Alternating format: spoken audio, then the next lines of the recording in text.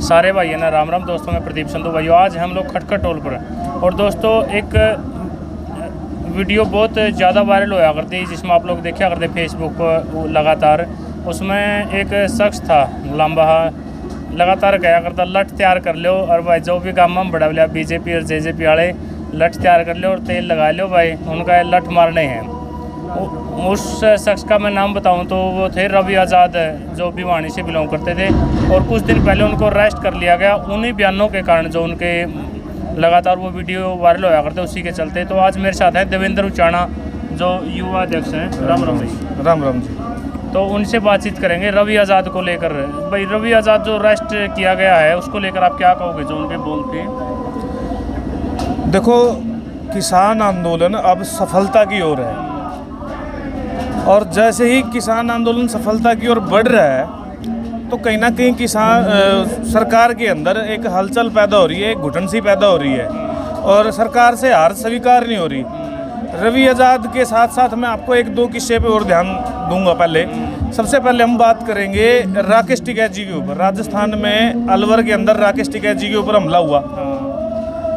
फिर एक भाई हमारा नवदीप है, वाटर कैनन बॉय के नाम से फेमस है, यूथ आइकन। लगभग 10,000 के आसपास उसके ट्विटर के ऊपर फॉलोवर थे, उसका अकाउंट सस्पेंड कर दिया गया। हमारा भाई रवि आज़ाद पुलिस के द्वारा गिरफ्तार कर लिया गया। एक भाई वो लवकुश दैया था, वो न्यूज़ वाला, वो पुलिस द्वारा वहाँ हिसार में उठा लिया गया। तो ये सरकार की अच्छी हरकतें हैं। मैं सभी साथियों से ये कहना चाहूँगा, भाई धैर्य बना के रखें। आपका आंदोलन सफल है, बस उसका रिजल्ट अनाउंस होना बाकी है। थोड़ा धैर्य बना के रखोगे तो आपके पक्ष में रिजल्ट है। इसी वजह से सरकार ये ओछी हरकतें अपना रही है, ऐसे हथकंडे अपना रही है, सरकारी तंत्र का दुरुपयोग करने की कोशिश की जा रही है। तो सभी साथियों से हाथ जोड़ के यही विनती है कि धैर्य बना के रखें और संयुक्त किसान मोर्चा की तरफ से जो भी कॉल आए उस कॉल को पुगाएं, अपनी फसल काटें और फसल काटने के साथ साथ दिल्ली बॉर्डरों के ऊपर अपनी भागीदारी पूरी रखें, क्योंकि ये आंदोलन दिल्ली बॉर्डरों के ऊपर आपकी हाजिरी के ऊपर ही निर्भर करता है। तो वहाँ अपनी हाजिरी कम ना होने दें और जो भाई दिल्ली बॉर्डर के ऊपर बैठा हुआ है उसका गाँव में पीछे फसल में उसकी कटवानी है, मंडी में भिजवानी है, उसका भरपूर सहयोग करे जितना जिससे बन सके और दिल्ली बॉर्डरों पर अपनी हाजिरी पूरी रखे। और हम मांग करते हैं सरकार से, तो जिस प्रकार की ये सरकारी तंत्र का दुरुपयोग कर रही है तो सरकार सरकारी तंत्र का दुरुपयोग बंद करे और जो भी हमारे साथी जिनके ऊपर खाम खा के केस लगा के वो अंदर किए गए हैं उन मेरे साथियों को रिहा किया जाए।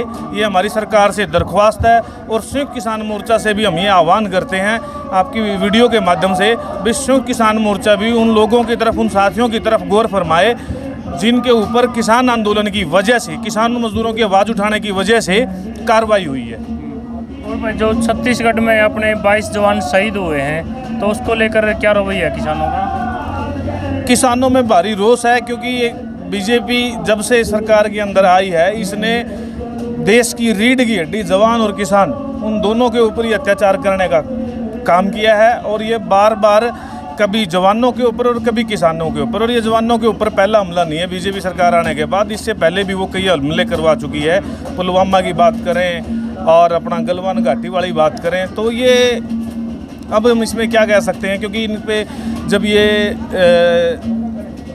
नेताओं के घर से 2-2 ग्राम ड्रग्स निकाल लेते हैं और वो 40 किलोग्राम RDX का आज तक पता नहीं चल पाया, तो मुझे बहुत ही खेद प्रकट करता हूँ मैं इस पर। हमारी इतनी बड़ी बड़ी जांच एजेंसियाँ जो विश्व में फेमस हैं वो आज तक ये नहीं पता लगा पाई कि वो RDX कहाँ से आया। तो ये बहुत ही दयनीय स्थिति है देश के लिए। होता है क्या, जब भी कोई बड़ा इलेक्शन होना अपने देश में तभी ये हादसा अपने जवानों के साथ क्यों होता है?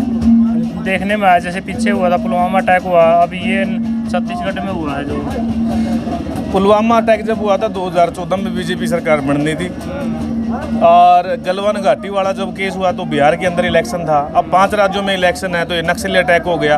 अब मैं ये साफ तौर पे नहीं कह सकता क्योंकि मैं जांच एजेंसी नहीं हूँ, ना मेरे पास ऐसी कोई अथॉरिटी है कि बिना तर्कों के मैं कोई बात रख सकूँ, लेकिन इतना कह सकता हूँ कि ये प्रयोग या संयोग ये जनता समझती है और बहुत अच्छे से समझती है।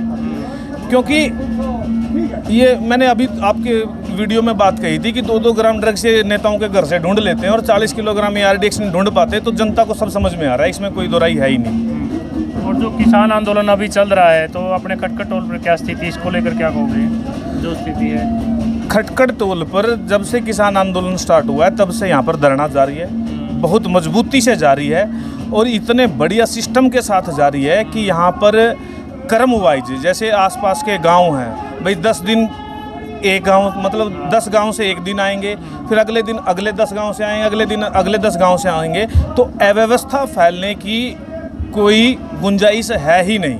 और लोगों का भरपूर सहयोग है, भरपूर प्यार प्रेम मिल रहा है और तन मन धन से जितना जो कोई भाई सभी बिरादरियों के सभी गाँव से सहयोग कर रहे हैं इस धरने के लिए। और जो साथ में फसल कटाई का भी काम चल रहा है, फसल कटाई का मैंने पहले ही बताया कि फसल कटाई पे इस आंदोलन में लोगों के अंदर एकजुटता पैदा की इस आंदोलन ने। तो जो भाई धरने के ऊपर आ रहा है, यहाँ खटखड़ वाले पे आ रहा है, खटखड़ वाले तो खैर कोई बड़ी बात है भी नहीं, क्योंकि सुबह आए शाम को चला जाए, घर के अपने काम कर सकता है।